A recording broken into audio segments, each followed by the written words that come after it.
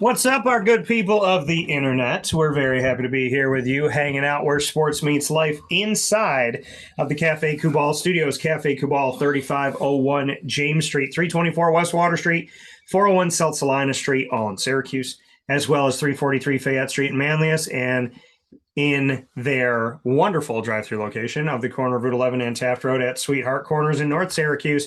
And of course, inside of the studios, the Witty Wicks candles, the Namaste at home. I had to go out to another Witty Wicks extravaganza event and buy another one of these because I go through them real quick. So make sure you get out to Witty Wicks today. You can see all that love right there. Some Witty Wicks candles. And of course, all this Cuse stuff in the studio, the Cuse pillows and the 315. Go out and get those at Witty Wicks as well. 190 Township Boulevard in Camillus, New York, right in front of Movie Tavern. We are here today for a very special Tortora and Alford. We've been bringing you through the entire football season with Isaac Alford, myself, Dan Tortora. And so today from inside of the Cafe Kubal Studios, we'll be talking about the bowl that I predicted, the Pinstripe Bowl. On my shirt, it says New Era, Ruh-roh, but now it's the Bad Boys. Bad Boys. I love that. Bad Boy Mowers Pinstripe Bowl. And all I can picture is Diddy on his front lawn in a commercial, and he's pushing the thing, and he's about to hit a rock with the mower, and he goes around it, and he goes,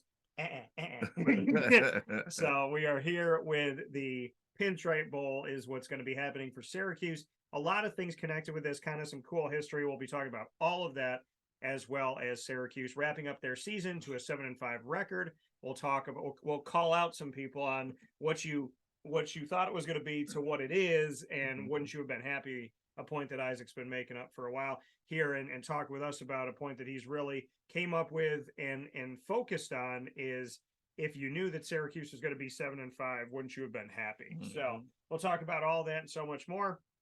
Syracuse, Minnesota, December 29th on a Thursday at 2 p.m. Eastern time in the very warm, beautiful, very tropical tundra of New York City.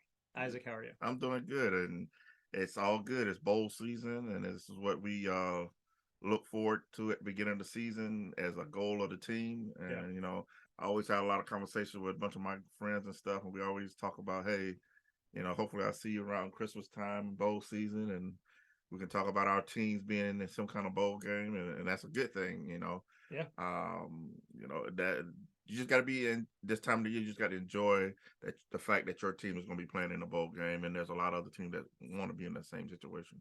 Yeah, and that's the thing is you want to be here. 83 spots, which is insanity because there's 131 or 133 teams somewhere around there. So the only level of any sport in America where we see an outrageous amount of teams get in, more than half, but more than half. And looking at 83. So if you look at this and you figure out and you say to yourself, okay, if there's 83 teams, and just for argument's sake, there's 133 teams that aren't playing in this, or there's 133 teams overall. That means 50 aren't playing. That means, and yeah, that's around the number that I had, over 60% of the teams get in. And 6-6 is good enough. 500 is good enough. You don't have to wait. Think about any other sport where you don't have to have a winning record to get into the playoffs. There's a bunch of teams that don't get to the play. And it shouldn't be any sport, just in anything. In the NFL, 9 times out of 10. This year, I mean, in the NFC South, you could be 5-100 and you're going to get in. So, but I mean, in the NFC East a few years ago, when we thought not only will a 4-win team get in, but will a 4-win team be hosting, which is insane. But in the world we live in, college or pro, of any sport, it's unheard of to see this many teams advance. And that's why 6-6 is acceptable. You get to 500, anything above that, you're going to a bowl game 6-6 and above. And then if they have too many spots and they run out of teams, there have been years, and I want to say it was Kansas State a few years ago. Yeah, not too long ago. But at 4-8, they were let into a bowl game. 5-7, 4-8, just so they could fill spots, which is really crazy. So we're in bowl season. It officially starts December 16th, which is not this Friday, but next Friday.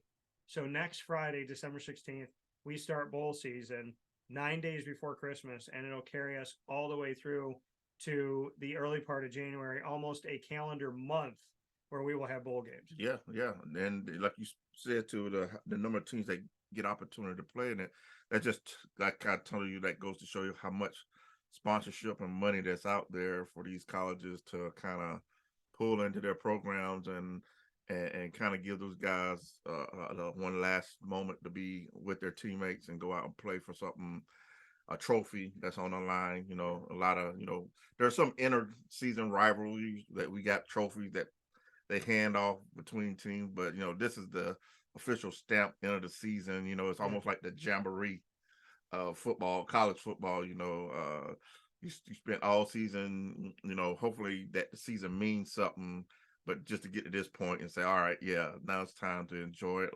kind of reminisce and look back at the season and think about what it could have been or what it's proven been better than what people predicted it to be in the beginning. Yeah. And hey, I take a bowl every year, man. And not only just the bowl game, coaches talk about the extra practices it gives their teams to have to kind of give some reps to some of the underclassmen or the underbelly of the team to kind of get them prepared for next season. Yeah, my thing is, looking at this and the importance of the bowl, it gives, like you said, it gives extra practices. It gives you opportunities to rep your young guys for the future in those practices. It gives you an opportunity to travel and celebrate with your team. The bowls usually give gifts to the players, so there's something above that as well. It gets you to a place that, maybe you've never been before. So personally and professionally, it helps you out a little bit. And it gives the school money. So, everybody wins when you get to a bowl game, in money coming in, extra practices, extra reps, extra time together, planning for the future. And then, some of those early Christmas gifts are right after Christmas gifts. Right. In the case of Syracuse, in just December 29th. There are some really interesting names, though. There's the Lending Tree Bowl. There's the Jimmy Kimmel LA Bowl. And I thought that was a joke. And I'm happy for Jimmy Kimmel, but I didn't know you could name a bowl. I didn't know we could have the Tortora and Alford Bowl.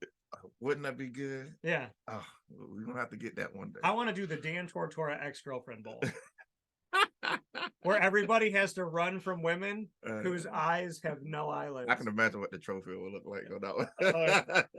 The trophy would look like my ring back. So, what did Drake say? He's like, I don't want a ring unless Kawhi is willing to run it back. Right. And I was like, I want a ring and I want my ex to run it back. So there you go. Yeah. But yeah, no, I think we should have the Dan Tortora X's Bowl. There'd be a lot of stuff going on. You get knives thrown at you. Staring contests. Wonder where your dinner's at. All that team competition. It's like the night before the game. Yeah, and there's this one thing at halftime that whoever's leading, the team that is losing has a chance to tie and or take the lead if they can decipher text messages. So it'll be a really good bowl game. But I didn't know that Jimmy Kimmel could, they could name a game after yourself. The Boca Raton Bowl, or Raton, whatever, however you say it down in Florida, Boca Raton. But mouth of the rat or something. Yeah. But if you think about that one, I always feel like that's a bowl that has to have some Hispanic cartel. You're leaning back and the Boca Raton. I know him. And I could do that because I'm Hispanic. So get off me. But looking at some of these other ones, the Gasparilla, that's one where people are like, what? I know that's one of the people. The Quick Lane Bowl, which is, to me, it sounds like a bowling lane. The Quick Lane one. And then you have the Guaranteed Rate Bowl, which is insane because there's a bunch of places that tell you get guaranteed rates. Right. I don't know if any of them are true, but the Guaranteed Rate Bowl, it tells you, but it doesn't tell you. And then you have the Holiday Bowl, which is not played on Christmas, which makes no sense. And then you have the Sun Bowl, which is very just kind of to it. The Music City one, because that one has changed sponsors. There was this long name one time. It was like the Music City brought to you by in partnership with Bowl. Right. That was a crazy one. And then now there's the ReliaQuest Bowl, which has changed things up a little bit here. But the names haven't gotten I mean, and there's the Cheez-It one again. Yeah. The Cheez-It one, and there's a Tony the Tiger Bowl. Really? Yeah. Where is this played at? And I really, really want them to be like the Tony the Tiger commercial. It's like, here, let's see. It's great. That's what I want. That's what I was gonna do. Let me see where the Tony the Tiger one, because they might not put it on this one. Let's see here. So the Tony the Tiger. Let's see here. Yeah, the Tony the Tiger, because it's got a special name. I think it's the Sun Bowl. Yeah, okay. Okay. So the Tony the Tiger Bowl is in El Paso, Texas. It's Pittsburgh, UCLA. And I really want their commercial to be like, Pittsburgh, UCLA. It's going to be great. And then just have them chomping on some Frosted Flakes. I love Frosted Flakes. They're so good. But yeah, Tony the Tiger Bowl and the Cheez-It Bowl. But I remember, and it's not here anymore, but the Dollar General Bowl. Yeah. And I thought to myself, how many people got to spend $1 on so many? Like, how many people are in there buying pizza cutters so Dollar General can have a bowl game? Well, it's exposure, man. I'm telling you, these guys' sponsorships get out there. You know, I mean, they change so much. Sometimes you forget what bowl it is. You know, because I don't know who's doing the Orange Bowl this year, but wasn't the Orange Bowl Discover Orange Bowl at one time? It was, yeah. So yeah, I mean, you know, these companies. FedEx. Yeah, FedEx Orange Bowl. I remember seeing that emblem with the FedEx over the top of it. Tostitos one, and then the PlayStation. Yeah. Fiesta. Yeah. Tostito had a nice. Sense. It had a nice. Yeah, exactly. It made a nice. And ring. then you got the PlayStation one. Yeah. You know. So I mean, it could be a Dan Tortora Bowl. You never know, man. You just get the money up for it. You know, anything's possible. You know. Yeah. So. I mean, there's a lot of like, if you could name a bowl, whatever you wanted to name it, what do you think would be like the most insane? Wake Up Call. Yeah, the Wake Up Call Bowl. Where would we have it? Where we have the Wake Up Call? That has to be. I said insane, but in a good way. Right. I'm thinking about some like. I'm thinking we have to have it out. That have to be in like Toronto somewhere, some nice spot where some nice ambiance is that, you know. Just say there's pretty women in Canada. I know what you're thinking. Just say it. Do you disagree? No. All right. No, my last day in Florida, I wore my Toronto shirt in the airport. I'm like, see, even better. Not even think about that. You Raptors, yeah, Toronto, yeah. You can go to Toronto game the same weekend. I'm saying, you know, and those Canadian girls. There's something about the girls in the north and the girls in the south, but in the middle, I just like. What's happening? Exactly. It's not all of it. No. It's not all of it. You know, I just want, you know, if there's some girls here in Central and Upstate New York, I just need y'all to come out of the bunkers. Like, I need you to show me where you're at, because the girls that have been filling in the spots, I don't know, man. It's kind of like, what is that thing? The Masked Singer. Yeah, that's what it feels like. Mm-hmm. Except for when they take the mask off, there's another mask. Like, I don't know who this girl is. You didn't think I'd have a mask under my mask, did you? I'm like, oh man. But no, I mean, Toronto, the girls are just, and listen, I'm not trying to knock Central. I love Central and Upstate New York. There's wonderful people here, but a lot, like the best women in Central and Upstate New York are married. They are. Yeah, they're like the ones that you're like, wow, you're a great person. They're married. And then the ones that aren't, you're like, huh? What do you know? That's so weird. Really? Yeah. But up in Toronto, that's what I'm saying. That's where we got to go. Yeah, I'm telling you. The Wake Up Call Toronto Bowl. See there, look at it. Well, it turned into Dan Tortora gets married the day after mine.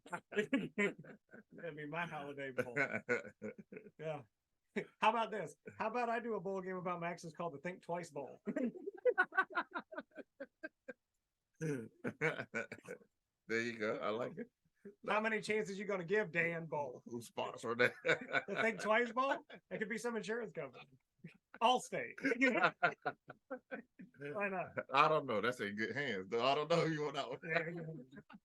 Oh, I came up with a good commercial, and I want to do this. I came up with because they said Andy Reid with Allstate commercials. Mm-hmm. I want Andy Reid to do this Allstate commercial. The whole time Andy Reid is talking, and it's a voiceover, and you're watching the screen of like all these beautiful things happening because you have, you know, because you're in good hands with Allstate. Mm-hmm. And at the end of it, you see what was actually happening the whole time. And he goes, that's Andy Reid, Stan. Are you in good hands? And he's looking at a cookie the whole time. So the whole thing was about him just telling the cookie, you're in good hands. That's what I want. Okay. I want an Andy Reid. But no, I mean, I think there's some good. I like the Think Twice Bowl. I like the Wake Up Call Bowl in Toronto. Mm-hmm. You know, Drake could be the halftime performer for us. Make that work. Make Drake be there. Do that. Boys to Men. Yeah, yeah. You know, I'm pretty sure you'd have a good halftime lineup for that one. Oh yeah, we'd have a lot of fun. Uh-huh. The Think Twice Bowl, that'd be a good lineup. Marilyn Manson. Who else? Let me think. Marilyn Manson, Britney Spears, shaved head, Britney Spears. Crazy. Yeah, when you go to a gas station barefoot, that's when the paddy wagon needs to pick you up.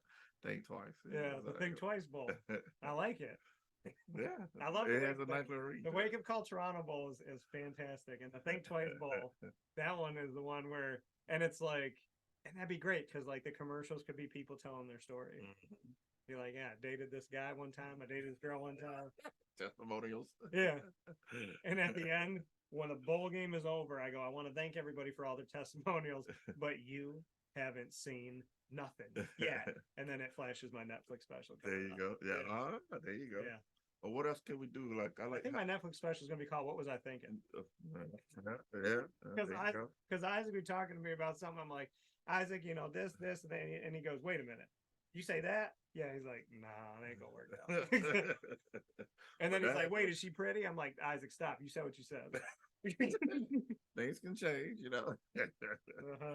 What were you gonna ask me? No, I was gonna say, but kind of like I like the Duke Mayo Bowl. Like, so we got to figure something out to end of our bowl where last year they slathered mayo on the South Carolina coach after they won. Oh, that's so gross. No, so what can we do? The Think Twice Bowl, we could do hot tuna because that. Oh. There's a joke I haven't done. I can't talk to y'all about it right now. Something about putting tuna in a microwave. You shouldn't do it. No. You shouldn't do it. That's a good idea. Yeah. But if you need to escape, do it quietly. As I did. I love how people are like, what happened after that? I was like, well, we broke up. I think we were together for like a week or two because I think she was trying to figure out, did you really walk out the room like that? And I'm like, she's like, but you're a nice guy. I'm like, I am a nice guy. But I know what to say. Yeah. When you smell hot tuna, you're not supposed to. That's not a good combination. You're not supposed to cook tuna in the microwave. No. That's what they tell me. Mm-mm. Yeah. Leave it alone. What could be the Wake Up Call Toronto Bowl? I don't know. Maybe we have to come up with one for that one. I don't want. That's too nice of a wake up call to ruin it. The ending of it like that. Oh no, the Wake Up Call Toronto Bowl has got to be like you and I get auctioned off to Toronto. Or something. Yeah, something we like get that. auctioned off to Toronto girls. There you go.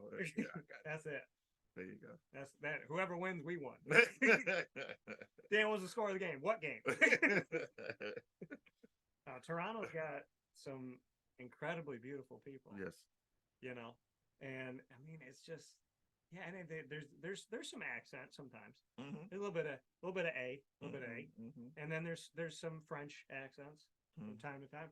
I heard that, I don't know if you've ever been here, but my dad told me that Montreal. I haven't been there. Okay, no, not it. Been to Kingston, Niagara Falls, Toronto, Ottawa.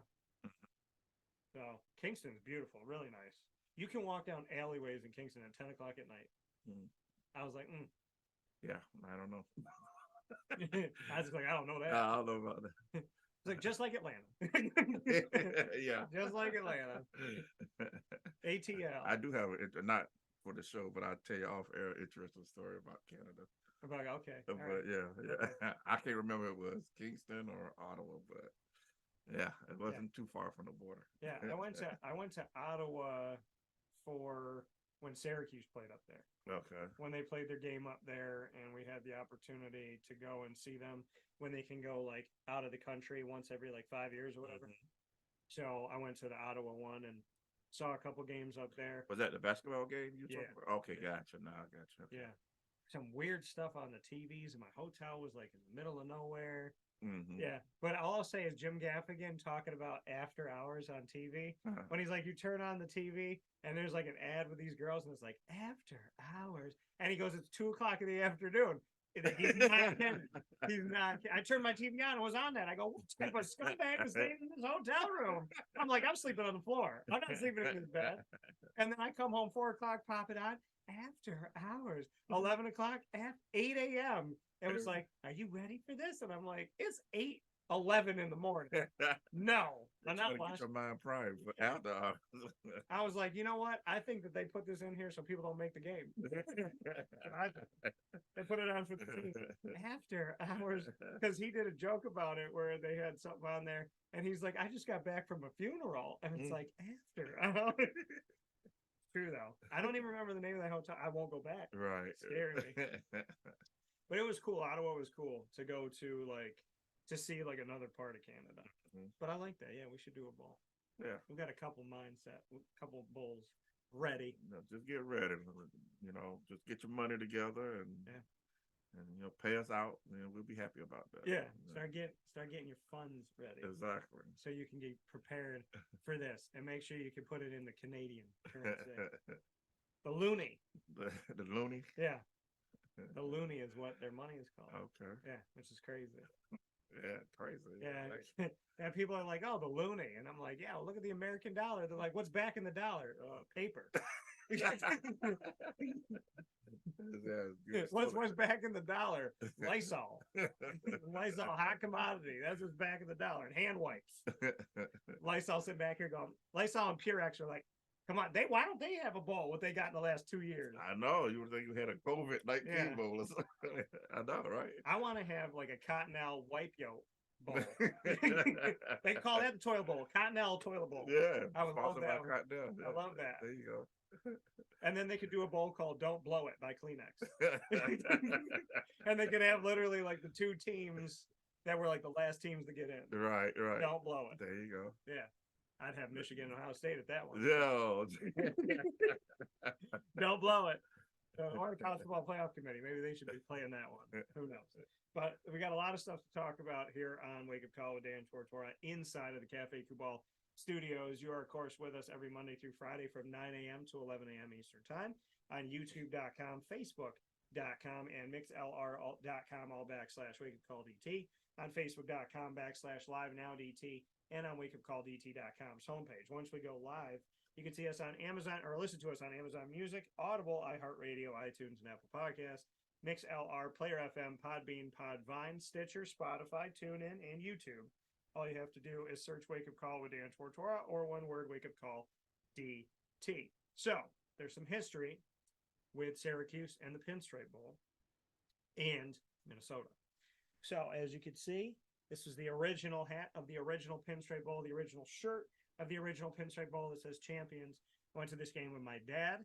It was played back in 2010, and we got to go and do it. For those of you that think that this is crazy, I would implore you to do this if you're going to the game. My dad had blocks of insulation that weigh about a half of a pound. We walked down the road with these pink blocks of insulation, brought them into the game, sat on them, and did not feel cold from the seat at all, from these little blocks of insulation. Wow, okay. So we did that, and so I went to the game with my dad. Syracuse played Kansas State, beat them. This is when Syracuse was still Big East, playing the Big 12, and the Orange won the first one. 2 years later, in 2012, Doug Marrone was back again in his final season with the team, and they were able to get that victory, and they won that game over West Virginia. And then after that, Syracuse's next bowl was in 2013 when we had Scott Schaefer come in, and they played up against Minnesota in the Texas Bowl. So some irony of the fact that Syracuse has been in the Pinstripe Bowl, and they played Minnesota in recent history. Now they're playing Minnesota in the Pinstripe Bowl in a game that I am calling the Mark Coyle Bowl. There you go. Yeah, I had a feeling that that would be a name for that bowl. But and again, and don't forget, like you said, the irony of it, in between that, the last time we went to a bowl, we beat West Virginia. Yeah. So we've been West Virginia, Minnesota, West Virginia, now Minnesota again. Yeah. So. And now it's ACC Big Ten. Right. So even no matter we change conferences, it's just we keep finding these teams again and keep again. Playing the same teams. But that's okay because I like the results. Yes. The results is what matters. So. Syracuse is 2-0 in the Pinstripe Bowl, and they are 1-0 against Minnesota here. So right. That's a good thing in these bowl games. So good stuff here. Because this is the Mark Coyle Bowl, for those of you that don't know, Mark Coyle spent about a half a millisecond in Syracuse. He came here for, I believe, less than a year. It was like 8 or 9 months. Came in, got the job as AD, got the job in Minnesota as AD, and left. Didn't tell Floyd Little, who had his office right across the way from him. And so we're going to play a game called Things That Lasted Longer Than Mark Coyle in Syracuse. Okay. So I want you to start. We're going to go back and forth. We're going to see how many we can do. Wow. Things that lasted longer than Mark Coyle in Syracuse? Yeah. Woo. Oh, man. Let's see. Things that lasted long. Things that were shorter than Mark Oh, Coyle. it's shorter than what? Yeah. Or I mean, okay, I'll start us just off. go ahead. If Mark Coyle, I know where you want to go, but go ahead. Yeah, but Mark Coyle, if Mark Coyle was accepting an Academy Award, he would have gotten off stage before anybody would have thought to play the music. That's one of the shorter things. Gotcha. Okay, you give me one now. Things that lasted, or shorter or lasted longer than either one. The last time we had a 1,000-yard back. Okay, all right. Things that lasted longer than Mark Coyle. All right, let me think of one. Something that lasted longer than Mark Coyle. A presidential address. Okay. Oh, okay. Yeah. When they take over primetime television. Yeah, there's been doozies on that one. Yeah, presidential address lasts longer than Mark Coyle. Okay. Lasted longer than Mark Coyle. Milli Vanilli's career. Yeah, there you go. His last hire at Syracuse. Okay, yeah. That's true too. It's also true. So that's an interesting tie into this game. The last person he hired. What else in connection with Mark Coyle? A winning season by the Syracuse basketball team. There you go. What's lasted longer than Mark Coyle? The time it takes to heat up mac and cheese. There you go. That was one of them. Let's see. Mark Coyle at Syracuse. Yeah. Kanye West not getting blocked from Twitter. There you go. That lasted longer than Mark Coyle. Trying to keep it with the amount of white chip macadamia cookies available after a win. Those lasted longer than Mark Coyle, yeah. But ironically, they don't last longer than Mark Coyle when they're in your possession. There you go. They go a lot quicker. The amount of white girls that are mad at Isaac, probably. Okay, so let me think about that. Let me think about how I can do this. The girls that go to Insomnia Cookies to get white chocolate macadamia, their anger towards you lasted longer than Mark Coyle. There you go. Yeah. I was fiending for those cookies too. Oh, Jesus, man. I told you I had some, I think, in Jacksonville. I looked at them and I was like, oh, somebody else has these and I gotta tell Isaac about it. By the way, that girl I was talking to, the like white chocolate macadamia, we don't talk no more. That lasted longer than Mark Coyle in Syracuse. Yeah. Me on dating apps lasted longer than Mark Coyle in Syracuse. I know I loathe those. What else? Jesus. My ex-girlfriend staring at the wall. Well, there you go. Longer than Mark Coyle. Why did not even get out? Yeah, exactly. Can't even do it. It still scares me. I got PTSD. How long was he here at AD? 2 years? Or not even a year? I don't think it was a year. Not even a year. No. Wow. Yeah, that was a shame too. Ironically, in a strange turn of events, my marriage lasted longer than Mark. There you go. But almost not the time that we lived in the house together. Right. Lasted longer than Mark Coyle. Drake's beef with Meek Mill lasted longer. Okay. Can do that one. Tupac being alive still, in my prediction, has lasted longer than Mark Coyle because he's in Mexico. He's somewhere. Yeah. How about this? Something that was shorter than Mark Coyle. Something that was shorter than Mark Coyle's time in Syracuse. Popeye's chicken's time in my stomach. Oh, yeah. yes. Louisiana fast. Good. Yeah. My relationship with the girl that asked me if I really like 90s rap. Yeah. That lasted longer than Mark Coyle. Yeah. Yeah, there's a lot of them out there, man. Yeah. There's a lot of good But ones it's out going to there. be interesting to see that dynamic because I was thinking about that Yeah. coming into this game. It's like Mark Coyle leaves, but before he leaves, he brings in Dino, right? Is that how it worked? So basically, he literally came in, fired Scott, and left. Basically, yeah, exactly. Which was, I was like, okay, you got rid of the guy, and now you replace them, and now we still, have Dino and the staff here with Syracuse, and eggs being under $3 lasted longer than Mark Coyle. Yes, I miss those. Yeah, I miss those days. Gas at $1.99 lasted longer than Mark Coyle in Syracuse. Oh, Jesus. But yeah. You know what was shorter? Joe Biden raising gas prices when he was at Syracuse for 3 days. He came in here, it was $3.29. He left, it was $3.79. He drove around and he goes, these mother are paying $3.29? Hell no. Ridiculous. I see you, Joe. Facebook has muted part of your video. That's all right. That's all right. Yeah. Not like I'm lying. No. I said to my mom, she goes, wow, you are right. From touchdown to wheels up, gas went up 50 cents. It's amazing how it does that, never goes down fast, but quick to go up. I hate that. But hey, it's the holiday season, and I definitely needed to go back down because I'm gonna be doing some travel. Democracy in the Middle East lasted longer than Mark Coyle. What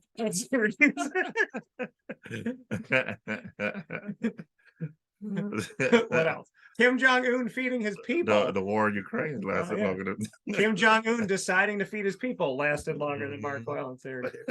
Kim Jong's like, you know I don't feed them. Yeah, exactly. How we can have dictators in today's world and just be okay with going, well, it's not our country. Yeah, it's just a shame. It's crazy to me. Like how he can literally say, I don't feed my people, and people are like, all right. Yes, that sucks. You and I running across the South Korea to North Korean border lasted longer than Mark Coyle in Syracuse. Yeah, that's one place I don't want to be. Yeah.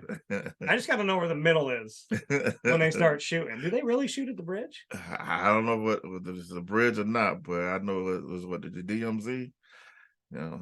That's tough duty out there, man. I don't want not to be confused with the DMV. No, not to be confused with that. No, definitely not. DC, Maryland, Virginia. The DMV area.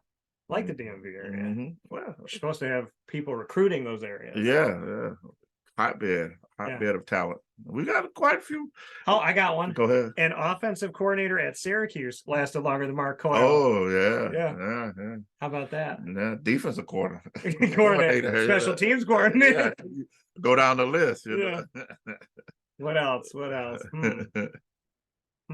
I think Judah Mintz is gonna be at Syracuse. Well, I hope so. He needs a little bit more time at Syracuse than just 1 year. He does. He does. Jim Boeheim's patience lasted longer in Syracuse than Mark Coyle. Syracuse. The fans' patience. Let's not get crazy. I see those boards. I know. See, I don't. Isaac's on my. Isaac will be like, "What they saying now?" I'm like, dude, why are we trying to get suicidal today? He's looking at this. I'm like, it's like reading the obituaries. That's how I consider it. It's very entertaining. I'm telling you. I'm sure it is. Not for me. What else? Give me something else. Oh. Being allowed in practice at Syracuse football games lasted longer than Mark Coyle at Syracuse. Thank you. Brownies at a game before the game started. NFL agents. Yes, lasted longer. Dr. Gross's salad bar lasted longer than Mark Coyle. And it did. It lasted multiple years. It did. We can say that. What else? Let's get a couple more. Tony the Tiger name on the Sun Bowl lasted longer than Mark Coyle at Syracuse. Yeah. Kim's relationship with any of her exes lasted longer than Mark Coyle at Syracuse. The hours of operation of the garage after a football game. That's neck and neck. That's neck and neck. It's like Mark Coyle was here for 7 hours and that closed at 8 hours. What else? What else we got? Let's think here. Finding out one of my ex-girlfriends was crazy. Yeah, lasted longer than Mark Coyle at Syracuse. That's gonna about hurt. about 8 days in. That's gonna hurt the losing streak we had this year for football lasted longer. Oh yeah, that did. Yeah. I like how Isaac just glazed over the fact. I was like, all my exes were crazy. Not all of them. There's some good ones out there. They know who they are. Yeah, they do. Yeah. They do. Yeah. Few, but you know. You ain't lying. I didn't want him to be crazy. No, we never do, man. The wall staring contest between my ex and the wall lasted longer than my. There you go. There you go. There's that one. I know I did one, but that's like another part to it. I get it. One of my ex-girlfriend's knife throwing contest lasted longer than Mark Coyle. My drives to and from my ex in Pennsylvania lasted longer than Mark Coyle at Syracuse. Yeah. That was long. That's some miles. You definitely got some miles there. Yeah. My foot fetish. No, I'm kidding. I don't have. Oh, really? I don't think women should put tattoos on their feet because people don't want to look at feet. And if you put a tattoo on your foot, it's all I look at. Yeah, it makes you stare. Because I want to know, why is there a butterfly dead on your foot? It looks like a dead butterfly. It's not flying on your foot. It can't do anything. It's just hugging your foot. Yeah, well, people got some interesting spots, you know. That's definitely an interesting one. My inappropriate jokes have lasted longer than Mark Coyle in Syracuse. My parents can vouch for that. What else? Oh, the former head of Disney lasted long because he really did. Yeah. Bob Iger's Yeah. Shout out to Bob Iger. I will not discuss other people, but shout out to Bob Iger. Is it a good thing for Disney? I hope so. Yeah. Well, when Bob was there, I know how much you enjoy Disney. So yeah, when Bob was there, a lot of good things happened. The last couple of years, a lot of not great things happened, and Bob had stepped down. So hopefully, there's more to come. Get the train back on the track. My want to believe Thor: Love and Thunder was a good movie lasted longer than Mark Coyle at Syracuse. It was such a terrible movie. It was so bad. Black Panther: Wakanda Forever was good though. We saw that opening night. Right? Yeah. What would you give that? We're gonna do a show about it because we From could 1 do to it. 10. Yeah. Oh, from 1 to Mark Coyle, which is from 1 to 9 months. Wait, hold on. Having a baby lasted longer than Mark Coyle in Syracuse. Yeah. Hey. Get it, I was gonna be mean to you, but I won't do it. I was gonna say your tears in the movie. Oh yeah, my tears. I cried 4 times. You got a little emotion. Man. Look, I'm like, if I saw that movie theater without any kind of emotions, I don't know what to say. I saw you. He kind of like sneeze moved. There was like a sneeze cry, and then I was like, "Uh-oh, do I see a little shine right there?" I cried. Yeah, no, that's at least a 9. I cried at the end of the end. Yeah, that was at least a 9. But yeah, oh man. Good times, man. How about this? Me calling you up and saying, I think this girl's going to work out. Lasted longer than Mark Coyle in Syracuse. There you go. Yeah, definitely. Sad but true. That's exactly. Multiple times. What else? Let's do 2 more. Okay. You do one, I'll do one. Oh, man. You got one? Let me see how much you think of mine.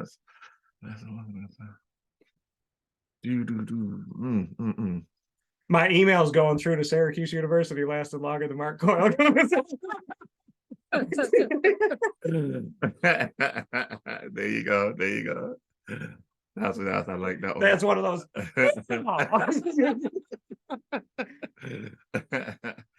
I had one with something to do with that too. Something in that realm. I liked your parking pass thing. Yeah. I don't pulled back on it. You didn't pull back today. I'm proud of you. Yeah. Let it fly. I was just like, football season's over. They'll forget about it by then. We're gonna be parking on the roof, which is fine. Yeah, I know. Yeah. Our walk from there you go to the dome lasted longer than Mark Coyle in Syracuse. I was about to say the shuttle, something with the shuttle, but that ties directly into that shuttle. Yeah, tell me about it, man. I missed that shuttle. I missed Diana. Yeah, she was. That fantastic human. Yeah, it was always nice when you see a familiar face before a game and say hello and speak, check in and stuff like that. Those are the little small things I like about game day. Yeah. It's just not just going to the games. It's, you're seeing certain people around the building and stuff saying hello. A teenage kid seeing a picture of Jennifer Aniston lasted shorter than Mark Coyle. As spoken from a former teenage kid. Time since Syracuse went from the last bowl to this bowl here.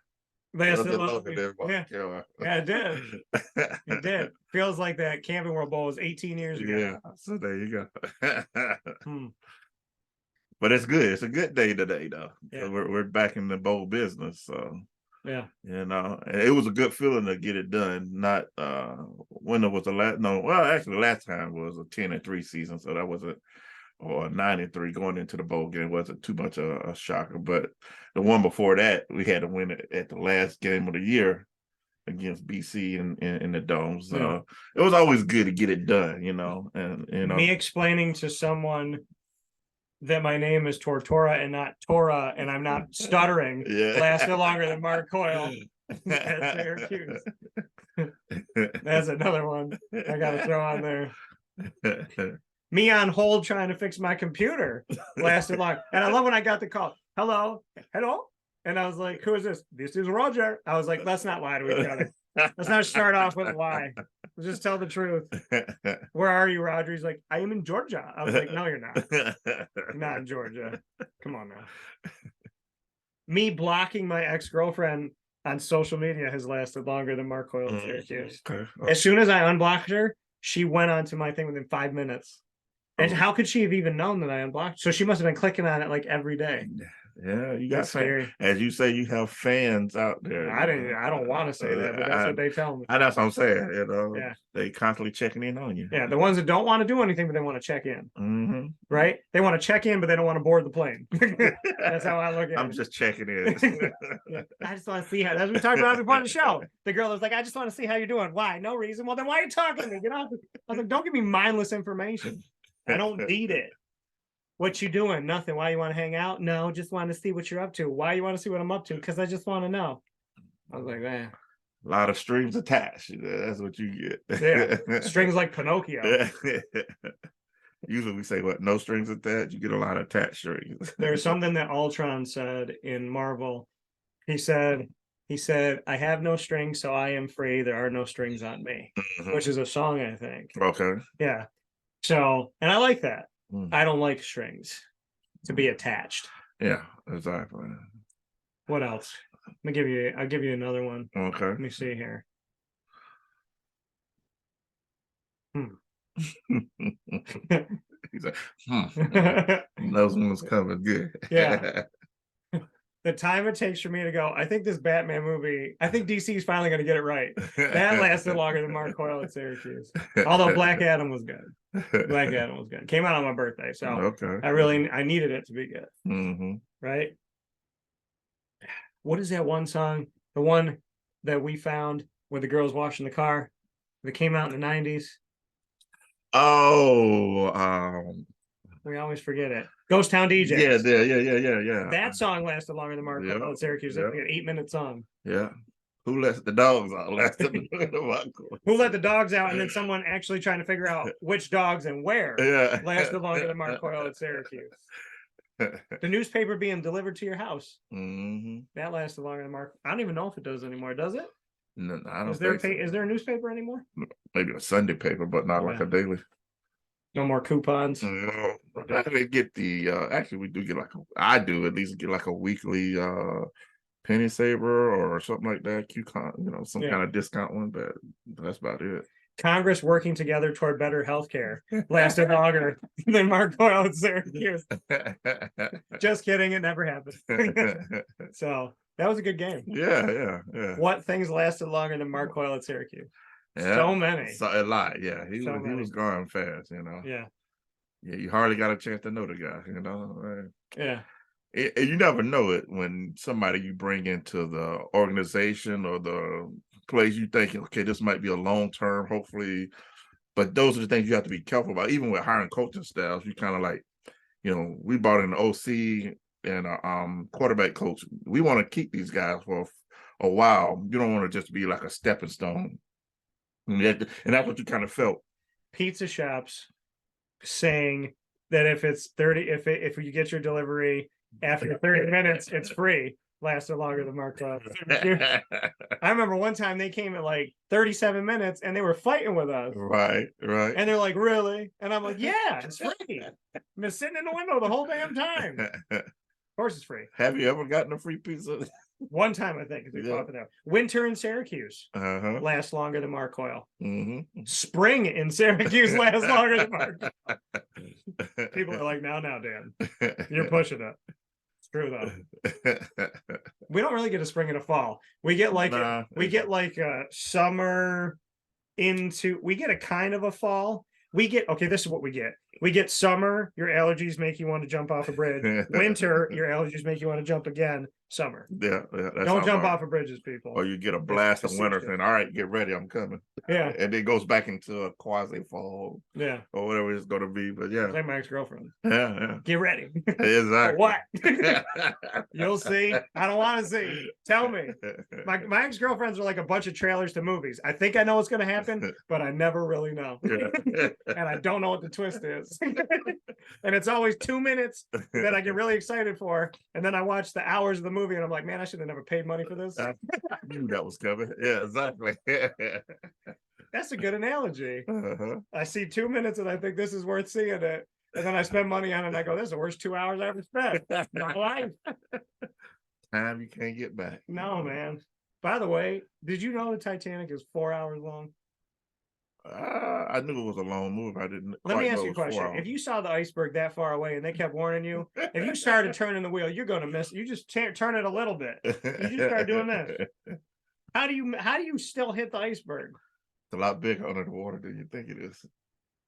Isn't that what they say? Yeah. You know, the problem's a lot bigger below the surface, you know. But yeah, going back to my ex-girlfriends. Yeah, exactly. But this is my thing. That's like what I did though. I saw the iceberg and I was like, if I go straight, I'll probably go miss it. Yeah. I didn't miss it. No, I didn't miss it. Hit it dead on. I hit it. Crisp. And the funny thing is, she tried to let me drown and she took the diamond. Same damn movie. I was like, man, I already saw this movie. I know how it ends. You didn't throw it over the board. No, she didn't throw it in the water. I would have found it. Ridiculous. So that is our things that lasted longer than Mark Coyle game. I hope you enjoyed that. I can pretty much guarantee that I don't think any other show in the world did that. No. Tortora and Alford inside a wake up call brought you the things that lasted longer and shorter than Mark Coyle at Syracuse. Yeah. So, and he is still the AD there Okay. in Lake Minnetonka. So he's in Minnesota doing his thing. And I wonder what it's going to be like for Dino to go up.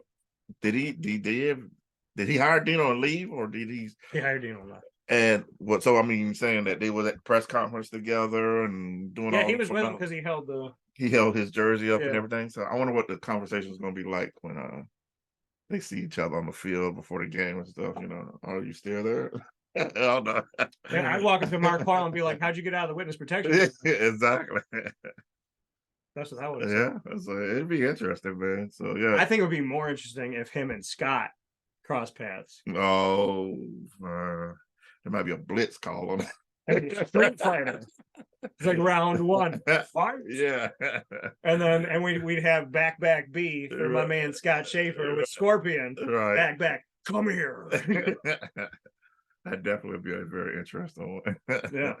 And we're all gonna feel what it's like to be on the other side of Sub-Zero because there's be hitting ice blocks. It's gonna be interesting. Can you imagine that? It was better Tennessee State and Minnesota playing. That'd be awesome. Man, that would have been so many blitzes in that game. The quarterback wouldn't know what to kid him. Yeah. Schaefer would have blitzed Mark Coyle. That's what I'm saying, you know. The coaching staff were like, Schaefer, are you okay? Why we keep calling him blitz? I don't care. Go. Do it again. Do it again. Do it again. Do it again. Time out. Do it again. We're not even on defense. Do it again. So yeah. So we have our bowl. It's a Pinstripe Bowl.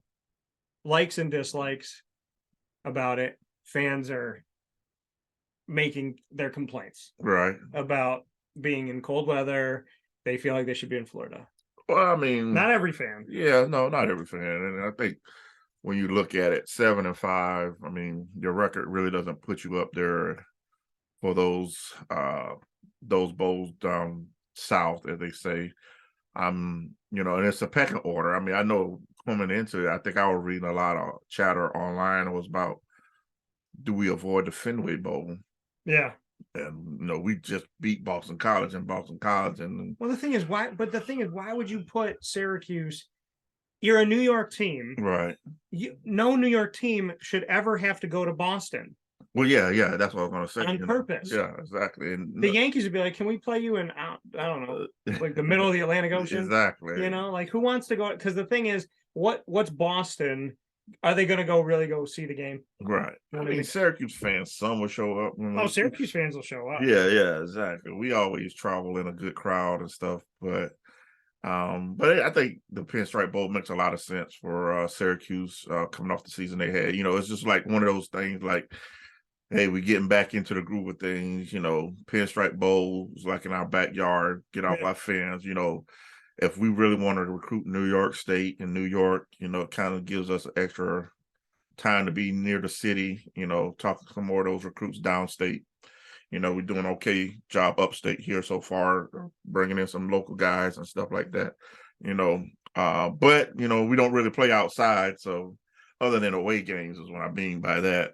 So it's a chance for, some of the kids that probably haven't been out to the city, some of the families that come up and can probably enjoy the holidays in New York City, historical Yankee Stadium. Hopefully the weather holds up. I mean, I think the last time we were there was a snowstorm, but it was 12 degrees. Yeah, but it was 12. It was a great game. You know what I realized about that I never experienced in a press box my entire life? What's that? I sat in the front of the press box, dead center. It was beautiful, and I'm sure they made a mistake. And who gave him this seat? Oh, give him the center seat. This is sucking. So I went like this in the middle of the game. I go, why am I so cold? Right. And I went like this. I go,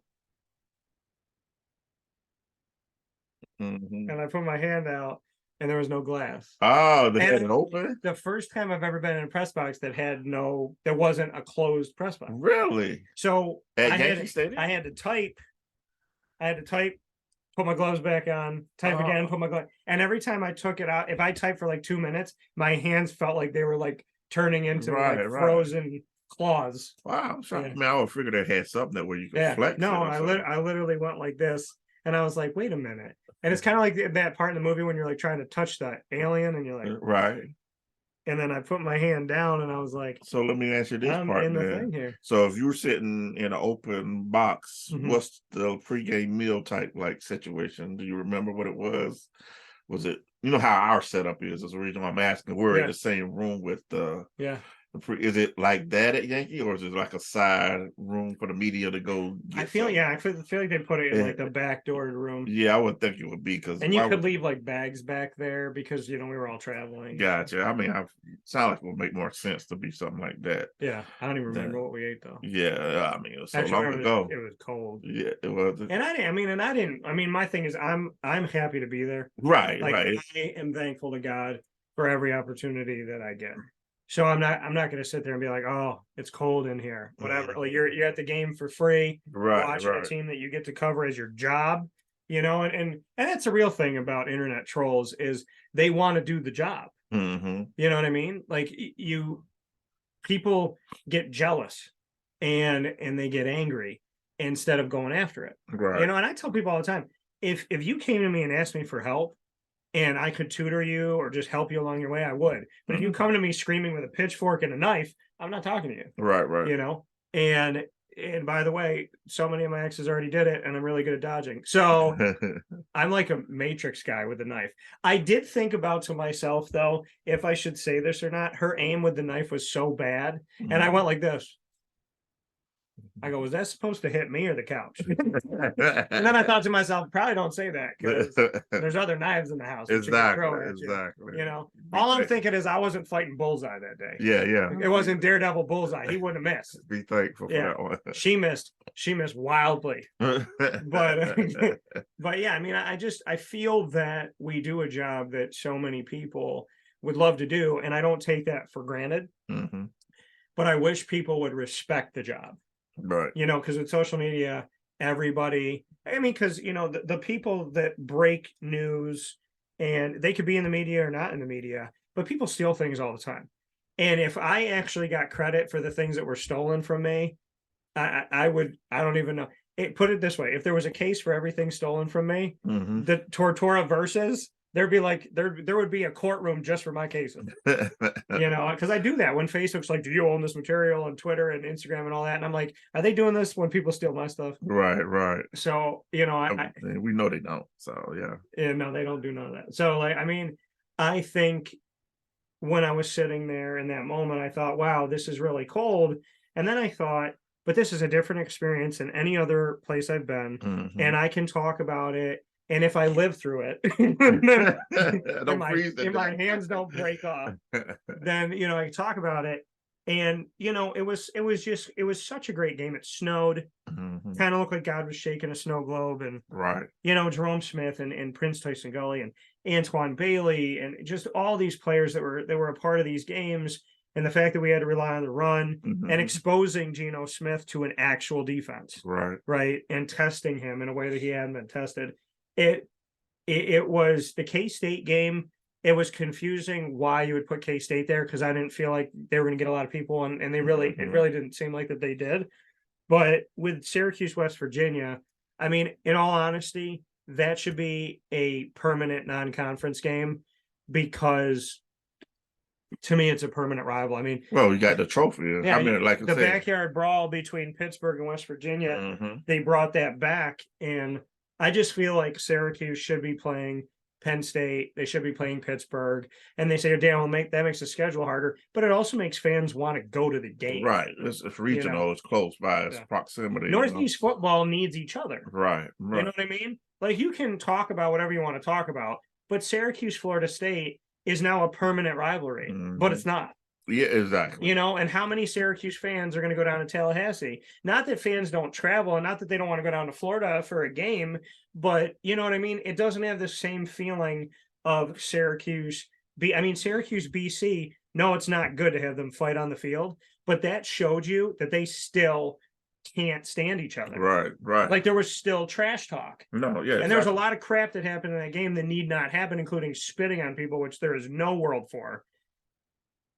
But a playful banter back and forth, like, I'm going to get you next year, that's cool. Right. Punching each other in the head and spitting on each other, no. Right. But trying to put the flag on the field, I'm cool with that. Yeah, I mean, hey, we won, you didn't, so whatever.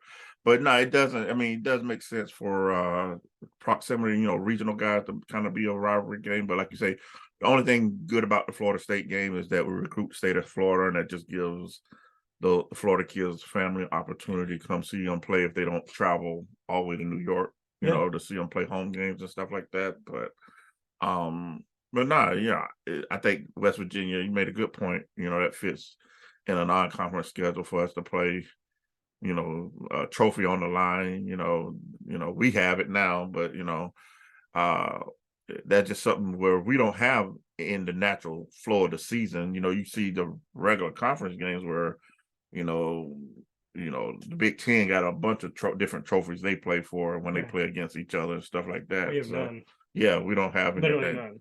Nobody in the ACC. Not a Syracuse Pittsburgh trophy anymore, right? I don't know if there ever was. They're not. Yeah, I don't think there's nothing there. Once one. By the way, on Mark Coyle's bio, there is one line about Syracuse. Shall I read it? Is it shorter than his time that he was here in Syracuse? Yes, it's actually longer. Oh, longer than this.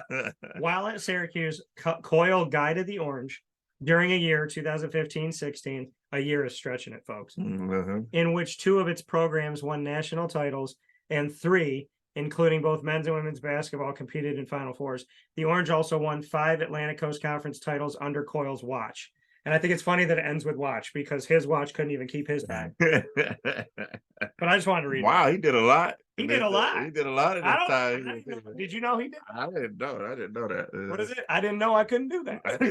I didn't know he did do that. Sometimes you got to leave. Sometimes you got to Sometimes you got to back the truck up and leave. I don't know no native. No, that's very interesting that he takes a little bit of credit for that. So A hey, little bit. you know, well, I mean, you know what I'm saying. won 2 national titles, 3 Final Fours. What year was this in your dream? What happened? It also said he hired Jim Boeheim and Ben Schwartzwald there and Coach Mack. Oh my Lord! And it also said that he handed Ernie Davis his trophy, There you go, the Heisman. Yeah, so weird. I didn't know Mark Coyle did all that. You know, maybe we should do our research. I don't know. But going back to the last time Syracuse played Minnesota, Syracuse 7-6, Minnesota 8-5. Syracuse won the game 21-17, and Minnesota scored 14 of their 17 points in the fourth quarter, trying to come back. The game went as follows. Nobody scored in the first quarter. Jerome Smith had the first score of the game, a 1-yard touchdown, made it 7-0. Minnesota's kicker Chris Hawthorne had a 41-yarder to make it 7-3 by half, right before half. In the third quarter, Terrell Hunt ran in from 5 yards out, and that made it 14-3. I want to shout out former kicker and my dude Ryan Norton for being a part of these. Then in quarter number 4, if you remember this tight end from the NFL, Max Williams, he caught a 20-yard pass from Mitch Leidner, and that made it 14-9. And then Drew Wolotarski had a 55-yard pass from Mitch Leidner and a 2-point pass from Mike Henry that gave Minnesota the lead 17-14. And with 1:14 left to go in the game, Terrell Hunt ran it in again. There was not a single touchdown pass thrown in the game by Syracuse, which could happen in this game. 21-17 is the victory for the Orange in this game that featured Jerome Smith, Terrell Hunt, George Morris II, Prince Tyson Gully, Brisley Esteem, Charlie Loeb, the late, God bless you in heaven, brother, Devontae McFarland, number 29, Jared West, Ashton Broiled, Chris Clark, a lot of my dudes on here, Cam Lynch, Dyshawn Davis, Richie DeGier, Jeremy Wilkes, Darius Kelly, Micah Robinson, Jay Brownlee, Brandon Reddish, Marquise Sproul, Rashard Anderson, Ron Thompson, Robert Welsh, Eric Kroom, Zan Jones, Josh Kirkland, Wayne Morgan. I can honestly say that entire list has been on the show. I was reading this off going, this is a wake-up call list? Because that's the list. So Zan Jones, remember Zan Jones? Yeah. So bunch of awesome players on this team the last time that Syracuse went up against Minnesota. And the key play that doesn't show right there, but it's in the books, was that kickoff return by Brisley to set up the Terrell Hunt touchdown run. And I think Brisley took it about 70 yards or so. Just had to almost beat the kicker or the last guy. I don't know if necessarily was the kicker, but I had one person to beat almost for taking it to the house. And that pretty much set up the final drive. You see the punt, he had 2 punts for 82 yards total. So that one punt being the majority of that. So and Riley, a shout out to Riley Dixon, who's still in the NFL, who kicked for the Syracuse Orange and has since been a punter for the Giants, the Broncos, and now the Packers, I think. Yeah, he definitely. The Packers. Yeah. So a big shout out to Riley Dixon and all of the awesome work that he has done. But yeah, I mean, it's that was the last time they played each other. This time will be the first time for them to play each other in the Bronx, at Yankee Stadium. It'll be on ESPN, and it will be December 29th on a Thursday, 4 days after Christmas at 2 p.m. Eastern time. And of course, you could go and grab your tickets now. And I'm sure they're anticipating many Syracuse fans. All I'm going to say about this, Syracuse, is it's a direct flight on many airlines from Syracuse, New York. It is a 40 to 45 minute flight, and you can literally fly in and fly out the same day, and it's in the state of New York. So get your tickets and make this a home game. Yeah, definitely go out, support the team. You know, they gave us a season that many didn't predict coming into this year. We talked about that, you know. And it's funny how fans, it was great when we were 6-0 and you wishing on greater things, and but this is football and things happen, and there's opponents out there that play too, and then we're building to be where we're at now and make a consistent effort to stay where we're at. But you just can't lose faith just because a little life lessons of losses, kind of teaches the team to stick together through the tough times. I mean, they could have folded that last game in Boston College, but that proves, that team scored 26 points in the fourth quarter to come back and, win it over a rivalry on the road and to say to themselves, we're not going to keep losing these games and get to the Bowls game on a right note. So, this is a season. If you, like I told you, if you would have said coming into the year and somebody said if Syracuse is going to be 7-5, how many people would have raised their hand and took that? Yeah. That record and say, okay, let's run with it. It's always context and how you look at it, in the season of how things happen. But in the grand scheme of things, you got to give the coaching staff, the players, and everybody credit for accomplishing a goal they set out in the beginning of the year.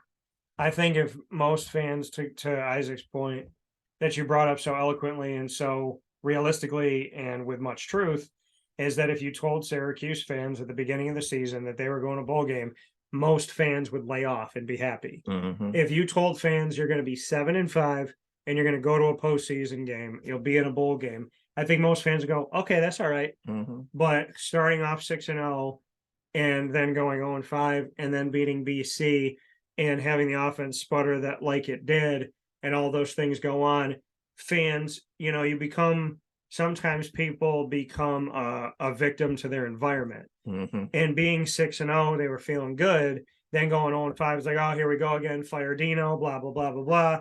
But if we told you no context, it just said 7-5, hey, well, what games did we win? Doesn't matter, 7-5. I think most people would say, all right, I'll book my ticket. Mm-hmm. And you brought up a great point when you said, if you told fans that in the beginning of the season, would they have been as negative as they were with the way things went this season? Right. And then even you take some of those wins early on, there was a lot of teams that we came into the year like Louisville. That was the big question mark. First game of the season coming out the gate with a conference game. Yeah. And then to handle Louisville the way they handled. And there's some teams there's a lot of teams that we play that are going to bowl games. Well, it's not like, go ahead. It's not like that up. It's like, let's talk about the wins. Mm-hmm. Teams that Syracuse defeated that are going to a bowl game: Louisville, UConn, Purdue, who just played in the Big Ten championship, NC State, and then and those are the teams that they had. And then they played a bunch of teams that were actually in there. I have no idea what's happening. So, and now we're going to get flagged by YouTube and Facebook and play music that we don't own. I don't own it. So I got to play over it.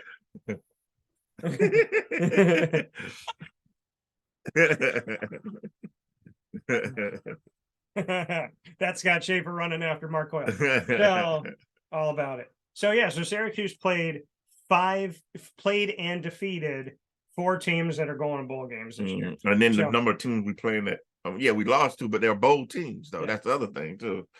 That all up and down our schedule. 9. 9 of Syracuse's 12 teams are going to a bowl game that they played. And they defeated 4, so about half. Yeah, about half of those. So, you got Wake going to a bowl game. And Syracuse played good offense against them, but struggled there defensively. Mm-hmm. Florida State's going to 1, Pitt's going to 1, Notre Dame's going to 1, Clemson, NC State, Purdue, UConn, Louisville. And, and I also want to state this again. For those of you that said the first 6 games didn't matter and they weren't, of those first 6 games, Syracuse defeated 3 quarterbacks that are going to get looks in the NFL. And I've said it over and over again, but Louisville's Malik Cunningham, Purdue's Aiden O'Connell, which I hope y'all watched in the Big Ten championship because he played well again. And then looking at Virginia's Brennan Armstrong. And then I know Devin Leary didn't play for NC State, but NC State, still a good team. And Syracuse beat ranked opponents this year. So I guess the reality for me is that there are people that are eternal pessimists. And I've been around them, right? I've had some in my family. I've had some that I've dated. When they will literally look you in the eye and go, I would like a pink rose. And you get them and you're like, you know what? I'm not going to get her 1. I'm going to get her 4. And you get her 4 pink roses. And she goes, where's the 5th one? And I'm like, but you asked for 1. Right. I could have brought you a thorn. I could have brought you a white rose. I could have brought you a snake. but I brought you 4 pink roses. Right. And so that's what I think about with Syracuse is Syracuse brought you 7 roses. And you're like, well, why isn't it a full bouquet? So people, I think, need to realize Syracuse making a bowl game has been inconsistent. So if they can make this bowl game, that means they made 2 bowl games in a span of 4 years' time. It means 2018 to 2022 that they've made a bowl game twice in Dino's time. And yes, it's not a lot, 2 in 7 years, but it's better than Greg Robinson. It's better than what they had in a lot of cases in different places. Greg may rest in peace. But, hopefully it's the start of something better. And being right around that 5 and 7, 6 and 6, 7 and 5, that's where I had them this year. And that's exactly where they ended up. Yeah. I mean, take it hopefully, like you say, take it as a stepping stone to leading into the future. Because now, I don't know if we're going to talk about the breakdown, or we probably have some other shows later about what's returning for the Syracuse team, or where they adding on. We have to check the portal by the minute. Well, yeah, and that's the other thing too. But hopefully, one thing we can get always, to me, like I say, I gauge a season on as a team that coming back with an experienced quarterback, continuity in the coaching staff. Hopefully that's something that we can hold on to going into next season, because we can build on that, and maybe the schedule next year won't be as tough as it was this year. But like you say, this is something if we can kind of going to a bowl game, a regular thing around here. That's just going to improve the number of quality recruits you can bring in, people that believe in the program. Yeah, and everybody can get back on the bandwagon. But like you said, there's always somebody that's looking around for the first sign of weakness or the first failure or something to complain. Yeah. And say something. You can make a 10-course meal, and if one of the courses is a little undercooked, that's the one they're going to talk about. Right. So, you know what? But the team, they went out, put, like you say, the 7 roses out there for the fans, and sometimes it's not as easy as we want to think it is when we looking in our position. Oh, they should have did this, they should have did that, but that's not how the game is played. I got an uh-oh moment coming up. Uh-oh, what we got? What we got? I like that. That was right on cue. We didn't practice that. Uh-oh. Syracuse basketball has lost 2 in a row to Colgate, and Syracuse football has played Colgate next year. 2023. First game of the season, September 2nd. Syracuse plays Colgate. On September 9th, they will play a Tim Lester-less Western Michigan. We'll talk about that in a second. Okay. They will be at Purdue in that home and home next year, and that'll be on September 16th. And they'll play Army. There's a ton of Army games coming up, even some that are not on the schedule that I happen to know about. So Syracuse will be playing Army a bunch of times in the near future. And that's coming up 2023 non-conference. Remember, in 2025, Syracuse will play in the Chick-fil-A kickoff game in Atlanta, Georgia, in the home of the Atlanta Falcons against Tennessee. That'll be on August 30th, an early game. On September 6th, they'll play UConn. They'll play Notre Dame again in 2025. That'll be on the road. And then they'll be on the road at Notre Dame in 2026. So they have to play at Notre Dame in back-to-back years, with Notre Dame not coming back to Syracuse until far later, which will be in 2029 and in 2037. Oh, man. Which is crazy. Yeah, it is crazy. So, yeah, Notre Dame. My bones crack already just looking at those years. 2037. Isaac and I will be taking a flying car from the parking garage to the dome. I don't need your parking pass. Where are my cookies? Crazy. We can't age, man. We gotta have some type of serum by then. I don't know. Funny story. I started working out again, and boy, when you don't work out, boy, the body tells you real quick. I was like, you get a muscle in your body going, "I hate you," and you're like, "I didn't know you were living." Where'd you come from? My body was like, "How dare you wake me up again?" So yeah, snap, crackle, and pop. Oh man, so I got this thing where my neck is so tight now. Because when I sleep like tense, and I don't know why. Well, I can tell you a couple nights ago, I dreamt about my ex-wife. So that's probably what I was probably like, I was like this the whole time. Oh, I was like Scooby-Doo in every single one of the cartoons. When he sees the ghost, oh, that'll do it to you. That did it to me. That definitely did it to me. But yeah, I mean, we're looking at what's coming up here. The transfer portal, though, there are 3 names in the transfer portal. They are all wide receivers. One of them played DB and wide receiver. He is going to have 4 years of eligibility because he just came in. Dom Foster is leaving. Courtney Jackson is also leaving Syracuse. He was supposed to be the #1 guy and didn't get thrown to that much. And Anthony Quealy didn't even get put on the field that much, and he will be leaving as well. So once again, Syracuse is losing multiple receivers. This has been a pattern over the last few seasons of Syracuse losing this specific position. In 2021, Syracuse lost Ed Hendricks, who I don't even know if he played. He might have played a couple downs at Syracuse at wide receiver before he left.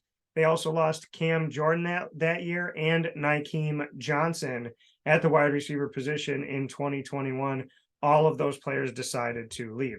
In 2022, at the wide receiver position, Syracuse lost a bunch of guys last year going into this season.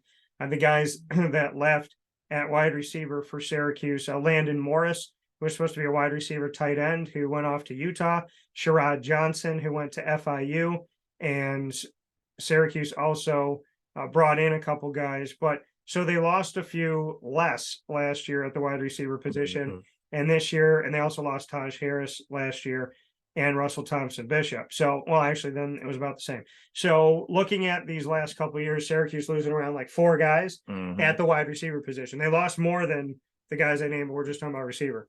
Lost around 4 in 2021, 4 in 2022, already 3 in 2020, going into 2023. Before the season even ended, before the bowl games even played. Your thoughts on Syracuse's consistent loss of wide receivers over the last 3 seasons? And then secondly, the reality that these wide receivers said that they were leaving before the last game was even played. And I believe that Anthony Quealy put his out before the BC game. So before the last game of the season. Well, I mean, some of it comes down to, again, maybe some of the younger guys are better than them on the depth chart currently. You know, some of those guys were productive early in their career, and like you say, you thought they were going to see the field a little bit more this season, or with a new offensive coordinator that had a more open playbook for throwing the ball. And for reasons we don't know, but you know, they never got incorporated into the scheme or whatever the case may be. But it doesn't raise a concern. You know, you're trying to grow, develop, and, you know, strengthen these guys in your program. And I get it. You know, I think wide receiver is probably one of our heavy positions on the team where we have because we rotate and bring guys in so many times. I mean, to me, it's a little hard how some of these guys gain rhythm a little bit in the game. You know, it's like every other play we're changing personnel. And I get it. You're trying to do whatever you're trying to do.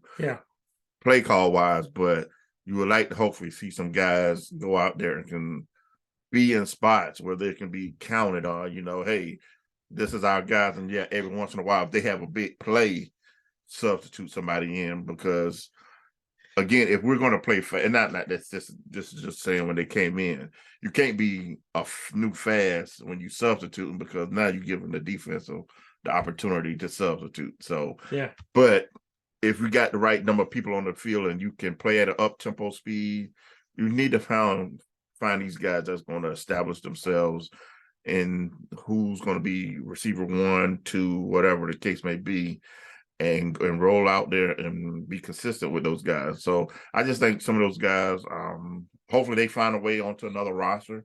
You know, I mean, transfer portal nowadays is kind of a little bit of fool's gold for some of these guys, because some of these guys get stuck in there and not get out, like you're in a black hole. Yeah, exactly. You might say, "Oh yeah, let me get out here," and then hopefully you got some kind of connection to another coaching staff or somebody that you know you had connections with. So once you enter that portal, they know your name and can say, "Hey, yeah, we can probably use this kind of guy." You're not supposed to talk to them, right? But I'm going to defend the player and saying I wouldn't enter the portal unless I knew somebody wanted me. Yeah, and but I'm just saying, you know what I'm saying? It's like the Demarcus Adams is for us. I mean, maybe he had a little relationship with the wide receiver coach. Not saying that they and talk. how many more touchdowns would he have if we didn't hold? Exactly. Exactly. Like every really? time I catch the ball, really, I get thrown to once every 3 games.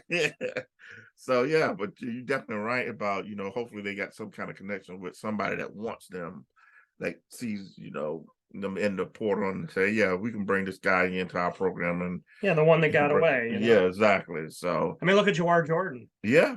For goodness sakes, it feels like he was. Well, no, he was on 2 different ones.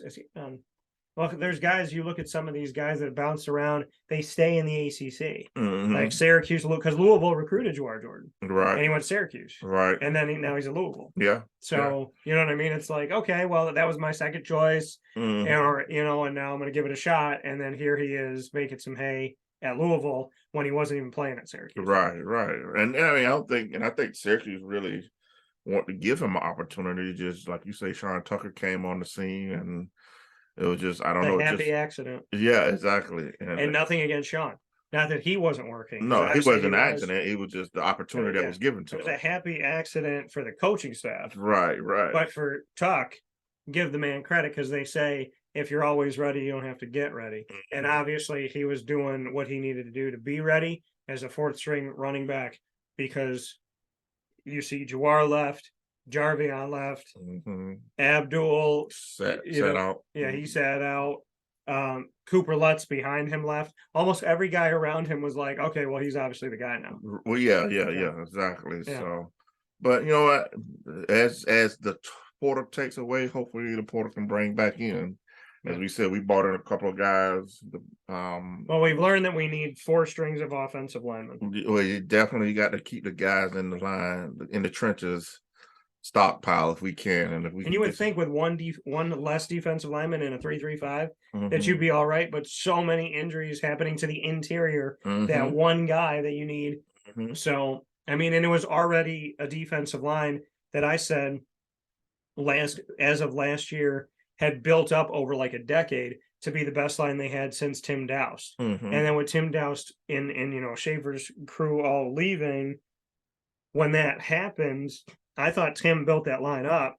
And then I thought, okay, in 2021, that line had everything. Right. And I said, now we're going to have to navigate. Syracuse is going to have to find a way to deal with all these guys moving forward. And then you have injuries happen, which is, it really is insult to injury, injury to insult. And dealing with that, and I can't say enough about Kayvon Darton. I can't, I really can't say enough about him and the play that he's done.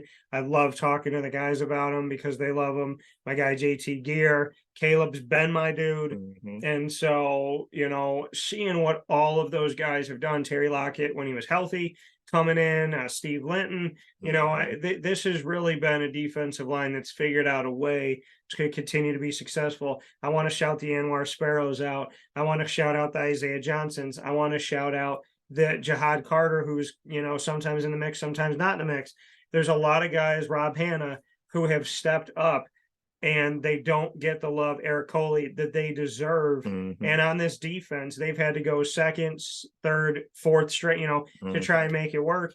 And when you have a guy step up, when you can say Anwar Sparrow's name repeatedly in a season, when he's not your guy that's starting out there, that really says a lot. And with Darton, they talk about him being undersized and he's this, he's that. And every time they say that, I think about Mackie McPherson. And I say, what did Mackie do? On the other side of the line, they said he was undersized and he can't this and he can't that and he can't do the other and he can't play Division I, he can't play FBS, and he had 3 1,000-yard backs in 4 seasons. Right. And then you got Darton, well, he can't this, he can't this, he can't that. And then what do they say? Oh, wow, he's really pressuring. Oh, wow, he got through the middle. Oh, they stopped somebody, because he's heard his whole life you're not tall enough, and he can't change that. But he can determine his work ethic. He can determine his preparation. He can determine what he does with his body, his mind, his heart, and his soul. And you can't tell me that you don't want a Darton on your team if you're an Alabama or a Florida or a USC or an Ohio State. Because when you have a dog that is willing to just go out there and do it all no matter what, and to earn his job. I mean, how many times do we hear the story in these teams that are in the college football playoff? Oh, this guy went from preferred walk-on or walk-on to a starter. Look at the starting quarterback for Georgia. You know, it's like they talk about that all the time with those teams. Right. But Darton was a preferred walk-on who earned his right to who earned his right to get a scholarship, to get on the top 2 in the depth chart, to become the starter. I mean, this man went from is he gonna to is he gonna to is he gonna to he just did to oh my gosh, and now he's starting. Right. And just, you know, like you say. So why can't we talk about that instead of people continuing to regurgitate he's undersized? I know how tall he is, and I'm going to tell you right now, at 5'8", I have met a lot of people between the height of 5'7" and 5'8" that will make you pay for every word you say, me included. You know, and then that just proves a point that, you know, coming into the season, that was a lot of the talk about the D-line, this and that. But like you say, you never knew what injuries were going to play out in the season. And then there's a lot of guys that came in and filled in spots that got experience under their belts now. You know, they can't just say that it hurts you now, it helps you later. Exactly. And these guys still went out and performed. I mean, the defense to me is the strength of the team. No matter what you say about, you know, they're a little light here, light there, or injuries on the back end or whatnot. These guys came out game in and game out, performed, gave the offense chances, you know. And again, we know who this offense is built for. I mean, it's built for Garrett Schrader, and there's nothing wrong with that. Yeah. You know, when he's healthy, you see what he can do when he got a healthy Garrett Schrader on the field. It just makes everything works more smoothly. But again, day in and day out, the defense came in. They gave us opportunities. They gave us hope. They gave us some motivation and some vision to think, hey, we can pull some of these games out.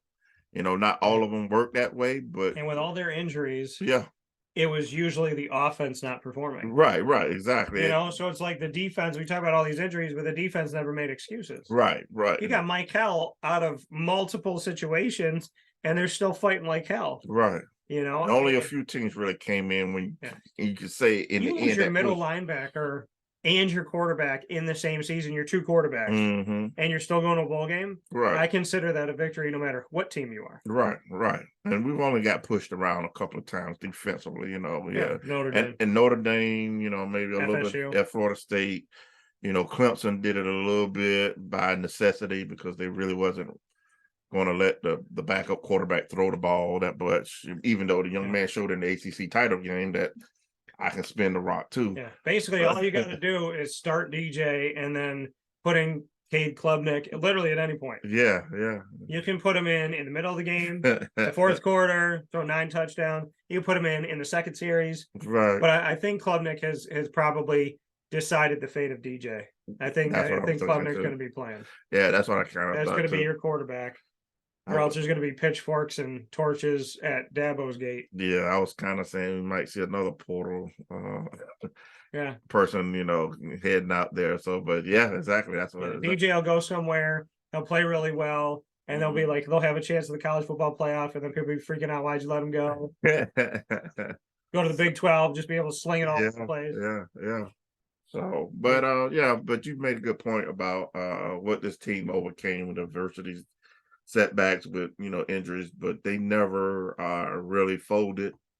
And you know, again, like you say, pound for pound, a person, you can't measure the kind of determination and effort a guy goes out there with until they go out there and show you when they get a chance and opportunity to play. Yeah, you don't know what someone's going to do until they've given the opportunity to do it, right? They say that you don't know what somebody's made of until you know what somebody's made of. There's no one that's going to tell you, in most cases, people are not going to tell you, I can't do it. Right. Most people are going to tell you, I can. But whether or not they actually do it is what it comes down to. You know, like I said, a lot of people say, I love you. A lot of people don't mean it. A lot of people say, I'm going to be the best employee you have. But usually your best employee is the one that doesn't say that. Right. So, you know, that's when it comes to Syracuse or it comes to anybody, what I look at with a team is not what people say you are. I never look at that. Or what you're predicted to be by those people. It's what you actually end up being. Because there are teams, I think the best teams that I've loved to watch, you know, I think about the Super Bowls. When you say Super Bowl, the first one I think of is Philadelphia, because they had no business being there, according to people. Nobody could beat the Patriots. They weren't worthy Right. And them winning, they're not my team. Right. Yet that's the first game I think about when you say Super Bowl. I think about Philadelphia. I think about a group of guys that looked at each other and said, screw what they say. What are we going to do? Nobody's going to pick us to be first. And you think about it. How many times have teams been picked to be first where they won? Right. Besides the Patriots, besides the Yankees of old, besides, I don't know, Rangers in the history in hockey, 99.9% of the time. How many times do people say Duke's going to be the number one team in the ACC? And how many times do they not end up the number one basketball team? Right. How many people thought Mike Elko was going to go to a bowl game in his first season there? How many people thought a defensive-minded coach was going to score? How many people thought that Virginia and Virginia Tech were going to struggle as much as they did? How many people thought that Mario Cristobal was not going to be successful, as was going to put himself in a situation to be in such a dire place, and they're not going to a bowl game, right? It's how many people thought that Georgia Tech was going to be right outside of going to a bowl game and have the same record as Miami after firing their head coach and their AD, and that they would beat Pittsburgh. How many people had Syracuse finishing third in the Atlantic Division? So, I honestly think that majority of the time, if you are a team that's winning a championship or doing something really great, the greatest stories ever told are the stories told of the people that were told that they were crazy. Albert Einstein was crazy, right?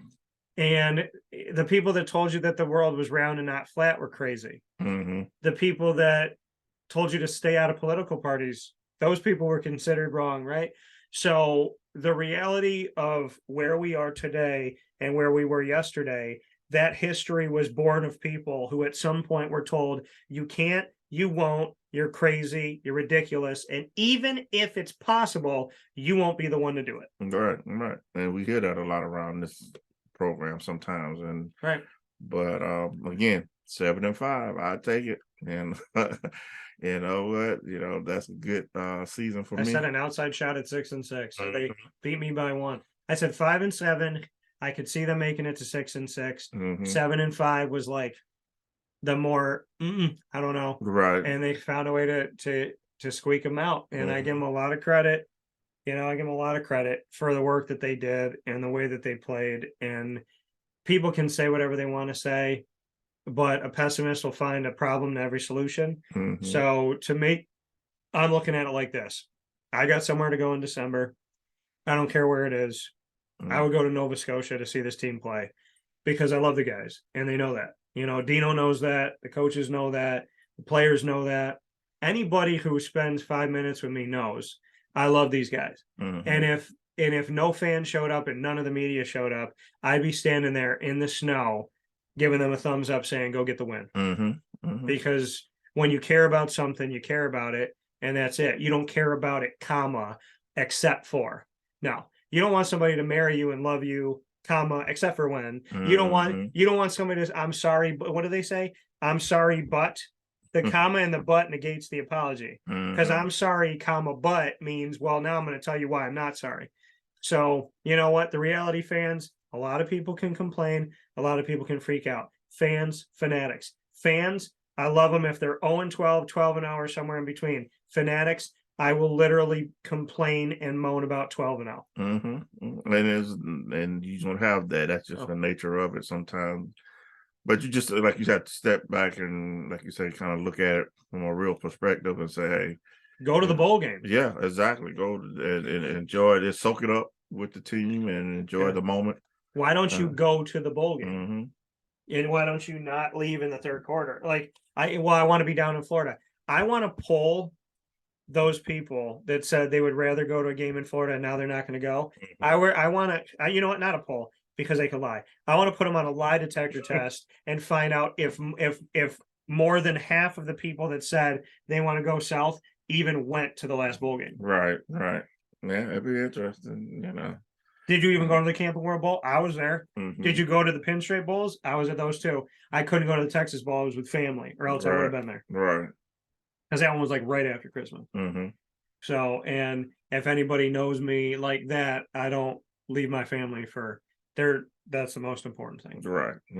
As it should be, People sending messages like, I just spent some time with my dad and it was nice, but people are like, where's Dan for like this one thing or putting this up or doing that? And I'm like, y'all, I got you all covered. Y'all got everything you need. I've been with you the whole week. We had specials running the whole, like awesome, incredible, amazing people around the show. We had a ton of stuff going on, and I got to see my dad. Yeah. And when I'm walking through Epcot and people are like, oh, what about this? I'm like, you know what? That can wait. That can wait. You yelling about Jesse, and it's like Jesse Edwards can't do this, he can't do that, he can't make this, and oh my God, why doesn't he? And I hope he blah blah blah blah. And then it's like, you know what? Beginning of this last game, Jesse could get a double in this game. I'm like, wait a minute, the guy that you told me he can't do nothing, right? They're like, wow, he might get a 13-12 game. You know, but Jesse knows where I'm at with him. I never said nothing about Jesse. Right. I love Jesse. Jesse is the best center Syracuse has had in a very long time. Very. And he's also their best free throw shooter. And I'm talking about everybody. Oh, yeah. He is better than Gerard. And he's usually better than Judah Mintz, or right there with him. Yeah, and he's about the only person consistently that's getting fouled and going to the line. That's one thing. Yeah, he's attacking the basketball. Exactly. I'm not to change it, but yeah, exactly. We just got to get guys willing to take the hits and get to the line. You know, we try to be a little too finesse and pretty out there. So you got to be physical. Exactly. Just like football. Got to be physical. Just like football, and just like, who was the girl that said, you want to get physical? What was that song? I know you're going to. Was that Janet? Physical. I think it was Janet. Was it Janet? Was it Janet Jackson? No, I think it's somebody else. Janet didn't want to get physical? Sheila? No, not Sheila. Let's get physical. Olivia Newton-John. Yeah. Is that her? Yeah. That's who did it? Yeah. Maybe I just wanted to be physical with Janet Jackson. What have you done for me lately? Hey. Listen, Janet Jackson, oof. Oh, there was a movie that the Tyler Perry movie she was in. She was a mean wife. I couldn't deal with her in that movie. I'm like, Janet, you're killing everything that I ever loved about you. Killing all of it. You know who's never killed it? Megan Good. Where you at? You're single now. What's up, Megan? How you doing? All right, Megan. You know, my crush on Megan Good has lasted longer than Mark Coyle at Syracuse. That lasted from Biker Boys. I was, oh my gosh, I probably had a crush on her for 20 years. Wow. Now she's single. Look at that, playing the long game. The long game. You know who's not playing the long game? Mark Coyle. Give it to you. Where is it? I gotta give it to myself. Where is it? Where is it? Hold on, Mark Coyle. Uh-oh. Love that one. Where's Mark Coyle at? There's that one. What about this one?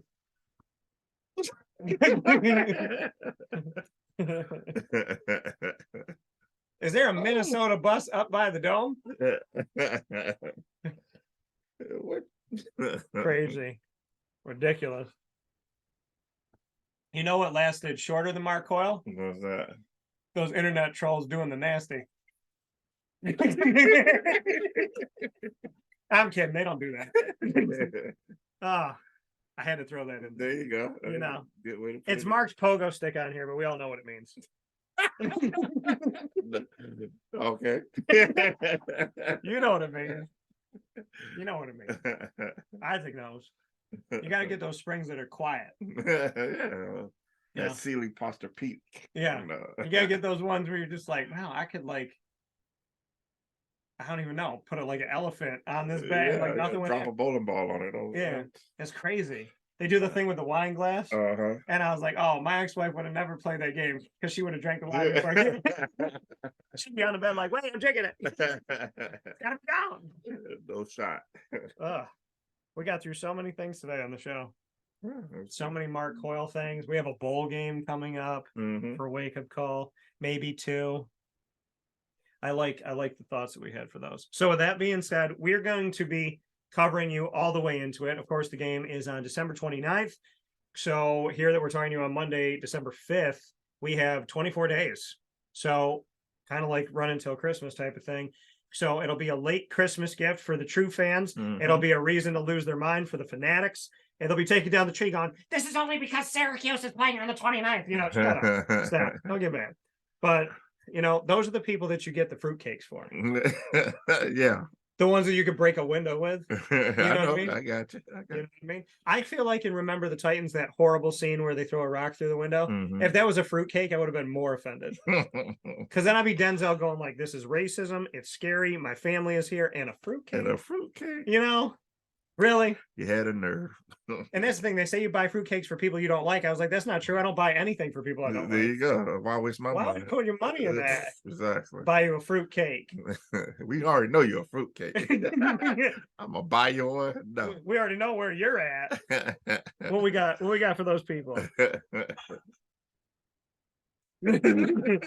a good one. That's our discovery of who they are.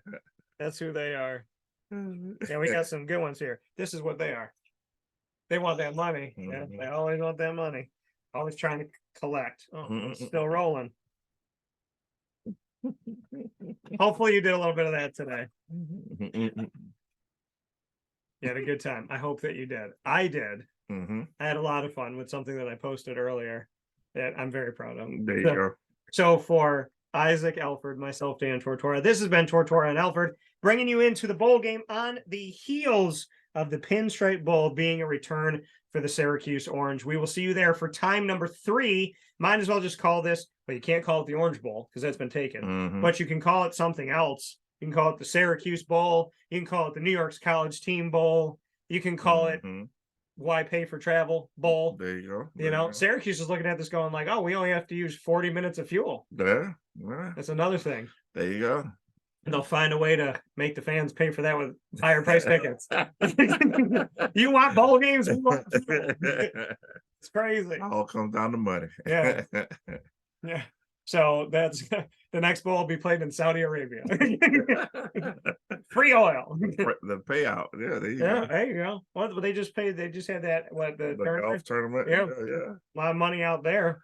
They're like, hey, if you play in this tournament, you can win $2 billion. I'm like, well, Isaac and I are going to golf. We're not going to Yankee Stadium. We're golfing now. We're both going to golf. Why not? Why not? What do I have to lose? I don't think you lose in golf, do you? No. Watching Happy Gilmore, even the loser gets a check. No. Yeah, we're golfing. Yeah, you don't lose. Oh, we could do, you know what? We could do like a Crest or a Colgate toothpaste bowl and call it What That Mouth Do. Oh. Yes. Yes. Can you say it once for us? You say it the best. What that mouth do? What that mouth do? Brought to you by Crest.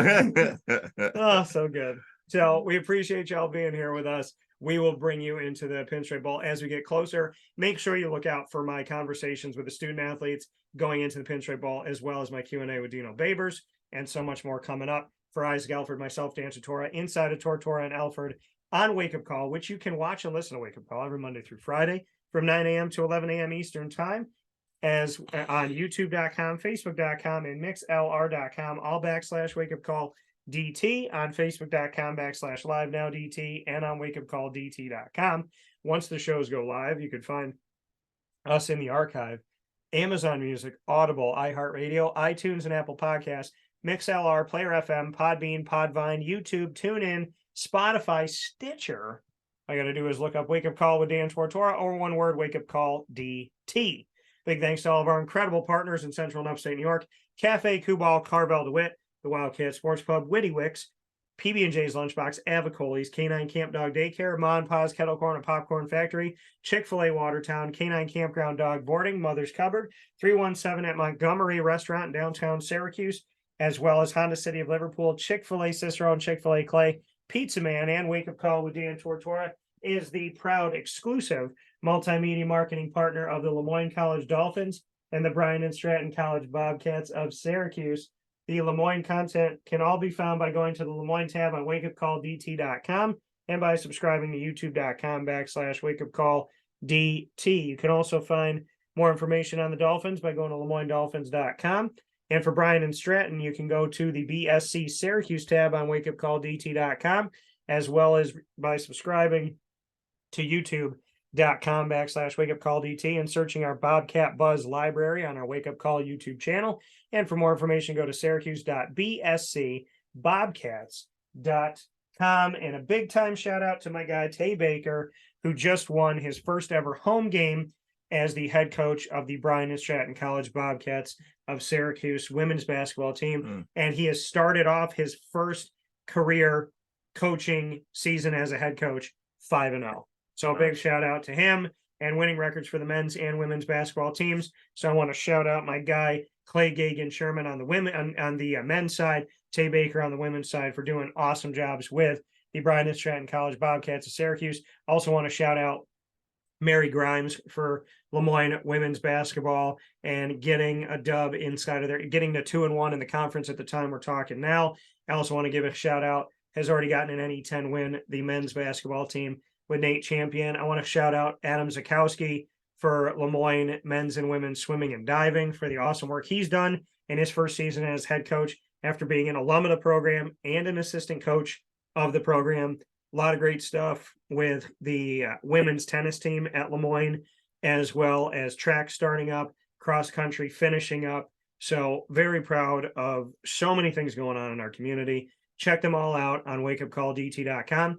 And on our social media with up-to-date information, Facebook at WakeUpCallDT, the Twitter at CallDT, Instagram at WakeUpCall_DT. And we thank you as always for being here with us inside of the Cafe Kubal studios.